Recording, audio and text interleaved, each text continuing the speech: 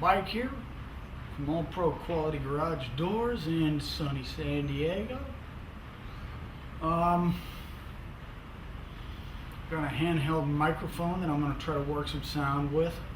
I had it up there doing 3 straight videos. This time I'm going to try to get some good sound. I'm going to move it to right here. Actually, I'm going to move it right there so it's picking up. I can lean this up. It's called a handy recorder. Zoom. Seems to be pretty good. It was almost $3. But I can record directly onto this, throw that under my timeline, boom, I'm golden. So let me set this up while I'm talking out of the camera mic so you guys can hear if I switch the audio, which I would do. Let's just say, let me get this rolling here first. And 1, 2, 3, go. Right there. Now I'm going to set it down back here. I don't know if that's out of sight. Okay, cool. Alright, so anyway, back to the videos. Check this out. I told SMS, I think it was, that I'm going to do I'll do a Liftmaster. I look in my pile, guess what I got? I got a Bull Dozer. Yeah. You believe it? A 1346. We are talking about a typical all-pro Bull Dozer. You put this bad boy on anything. The only way to step up your game from this is to go to a 56. Half horsepower. Wow. That's like a dozer with tracks. Okay, so let's see here. You know what? As a matter of fact, check this out. I'm all up for surprises. I don't know why this is here. Let me flip the trolley around. See where it's at. Okay, in it right there, out of right there. We'll plug it in. See what happens. See why this thing came in. I have no idea. Maybe it'll pop and spark. I doubt it. My guess is it probably works. Guy probably swapped it out for an 8550. Maybe a 56, 3800. But let me plug this bad boy in and see what happens.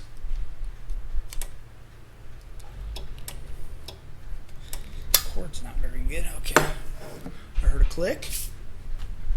371 LM.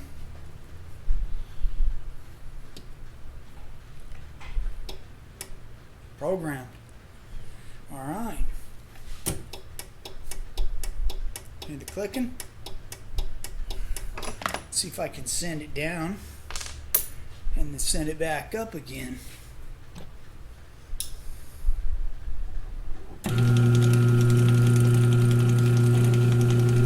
That's how a chain drive should sound. That's music to my ears.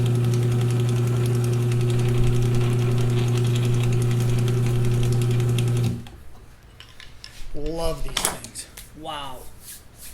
Okay, so obviously the gear inside, well, I wouldn't say obviously. More than likely the gear is not stripped out. This is a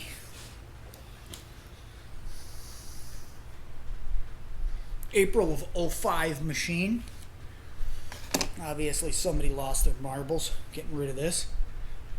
Mint condition. Hit the button.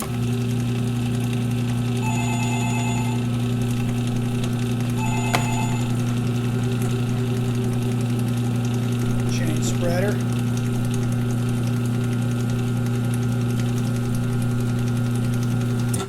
That's what I'm talking about. So let's unplug this thing. We'll get down to it.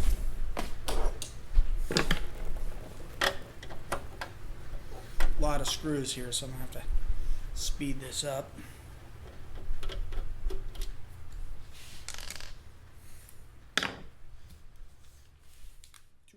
This is almost sacrilegious.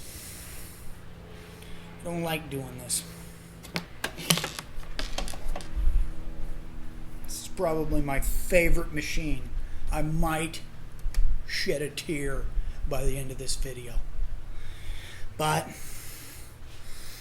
you know, hostile. I gotta go hostile on it.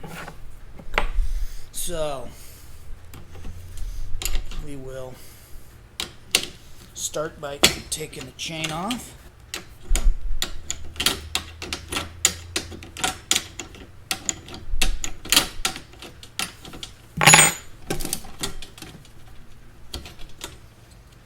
Come on, baby.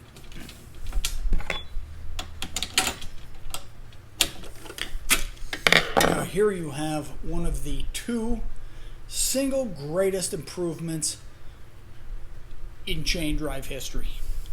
The chain spreader, which more accurately guides the chain onto the sprocket. This one's a dual sprocket. You've got a ridge on the lower side for the lower one, ridge on the high side for the upper sprocket. Upper sprocket's a small tooth sprocket, 6 tooth for a one-piece door. The other one I believe is 8 for a sectional door.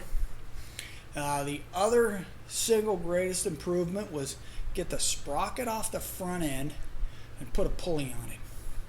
Boop, booyah, money. Okay, now let's get into this.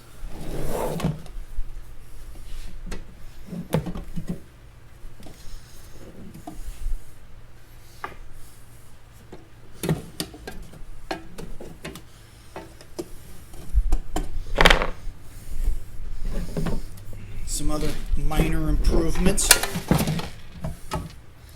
would be a little, I don't know, gasket, I guess you could call it, where the case touches the back and the front panel.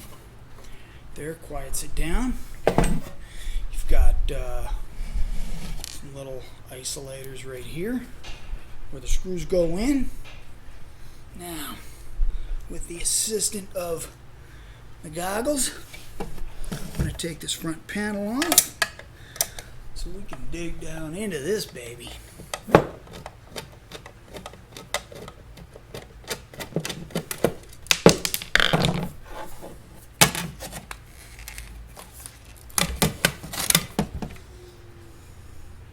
Got a lot of people, I don't know, put in those new little spirally job light bulbs and they don't make it down to that little copper tab in there, and say their light bulb doesn't work.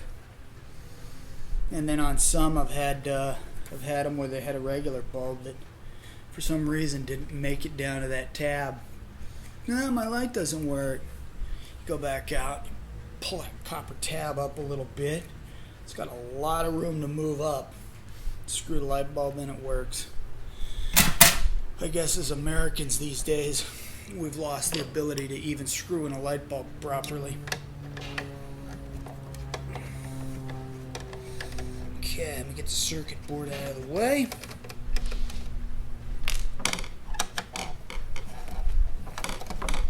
Where you can see that. Focus. Boom. 05, baby.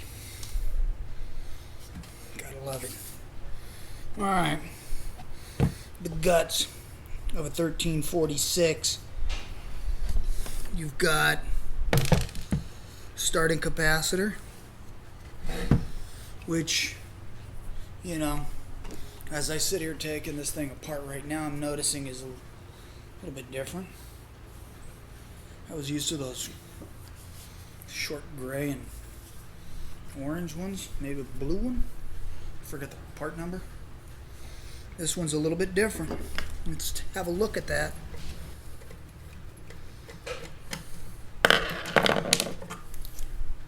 Of course, then again, I haven't done repairs in the field unless I'm filling in for my guy on vacation in quite a while. So I'm a little bit out of the loop here as far as newer parts, but starting capacitor, pretty cool. It's the first I've seen of that. You got motor, metal case, metal, not plastic, metal. You've got your gears, your limits. Turn that. I don't know if you can see that from there. Let's get her over here. Okay. You've got your limit adjustments right here. Same as it's been for quite a while. Hit the button, this little doodad travels back and forth. You've got limit gear coming directly off the sprocket shaft. Meets up with this gear and in turn spins the limit. Beautiful, simple design. You've got your, I don't know what they call this damn thing, opto hub, something like that. RPM sensor hub.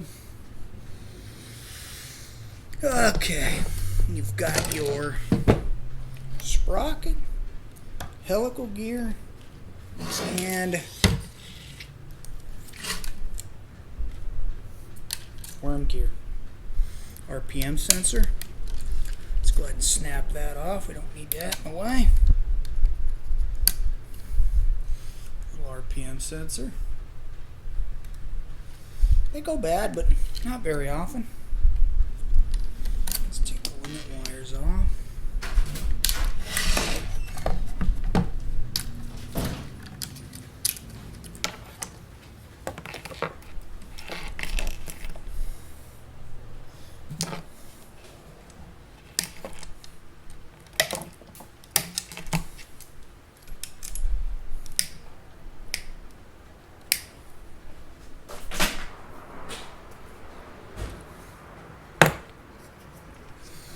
Okay, now you've got your limit assembly. Pretty common part, easy to swap out. Let's see what else. That's pretty much it, your 2 gears. Getting easier than that. Take this 5/16 and we'll take that puppy out of there.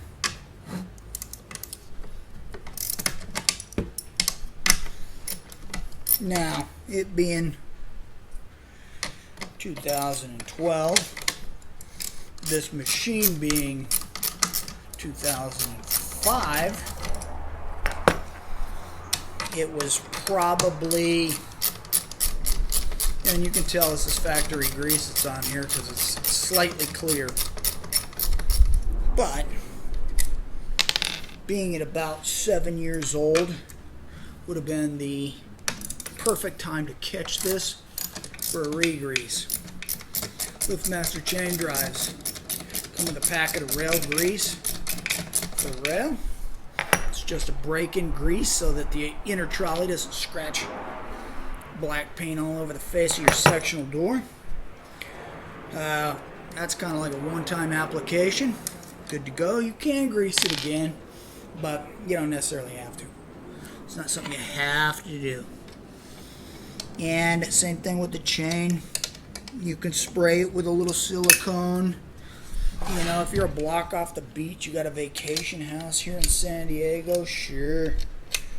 Put a little silicone or something on that chain. Keep the rust off of it. But inland, East County where I'm at, you don't necessarily have to grease the chain. Something that I'd probably do anyway, but it's not something you had to do. If you didn't lube the chain, it's still gonna last you 20 years. But this, on the other hand, is notorious for stripping out in anywhere from 8 to 12 years. It's a big range, but there's a lot of different sizes of the doors.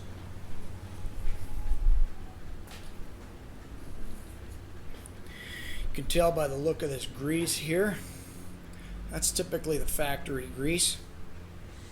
It's kind of a somewhat of an amber color. Normally when technicians lube it, they'll use Lubriplate. It'll be a white grease. So looking at the teeth on this gear, they appear to be perfect.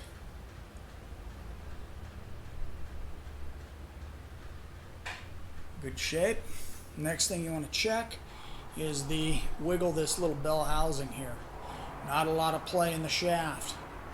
When I turn that shaft, there's some resistance in there.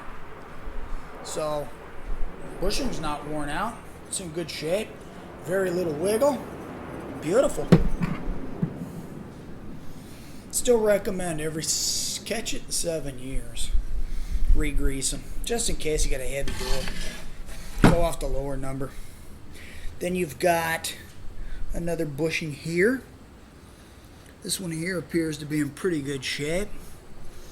If you were to stick that in there and wiggle it around, not much play.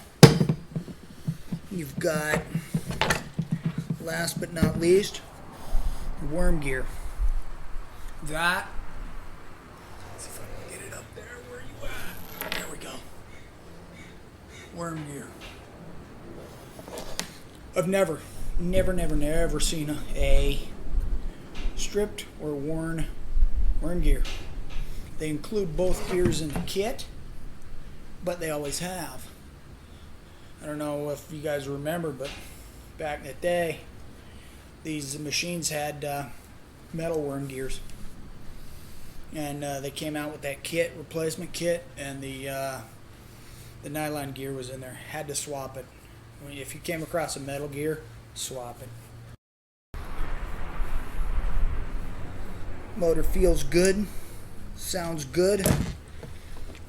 To me, this was a perfect machine. It'll lift a heavy door, it'll lift a light door. It's got 2 speeds. Yeah, it's not a fancy machine. You can't open it with your funny phone. But it was a bulldozer, straight up. As good as they get.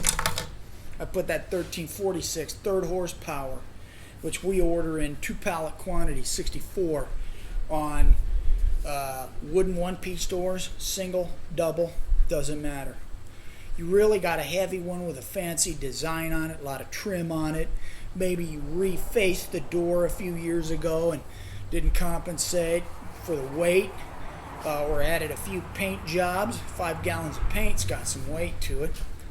Then you might want to go with a 56. 56, good machine. Heavy duty, half horsepower. You don't get any better than that. You can go up to some of these fancy ones. I forget what they're called. The red cased estate series, 35, 95, or 75, or 85, whatever. They ain't got the chain spreader. Typically got a sprocket up there, and they're noisy. 3/4 horsepower, big deal. You know, work on your door. If you need that much horsepower, you need to work on your door a little bit. You know, I got a 1/3 horsepower, is lifting damn near anything. I had a job one time over in La Jolla, sectional door with a broken extension spring. I had to weigh the door, but you have to disconnect the springs to weigh it. So I could get the right spring, and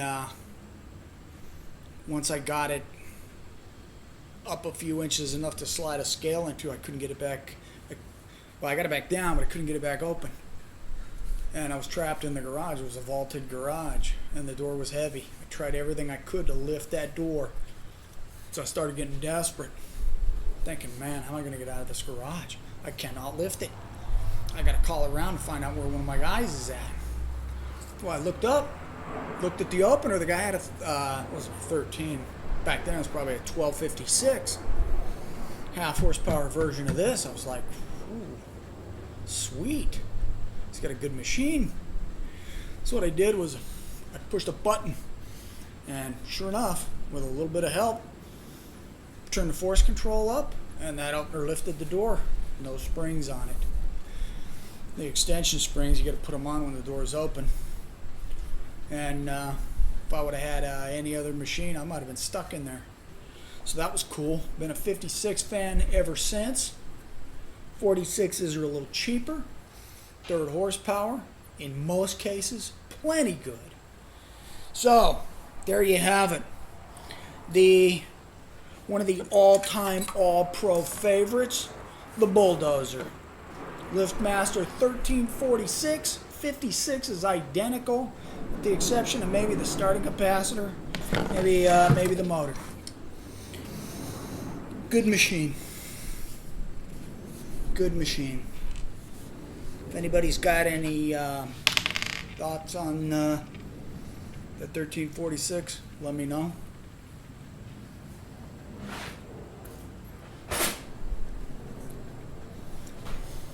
I always like to hear a good argument for and against machines. Yeah, I blast Genie a little bit, but some of their models deserve it. Yeah, I definitely prefer Liftmaster.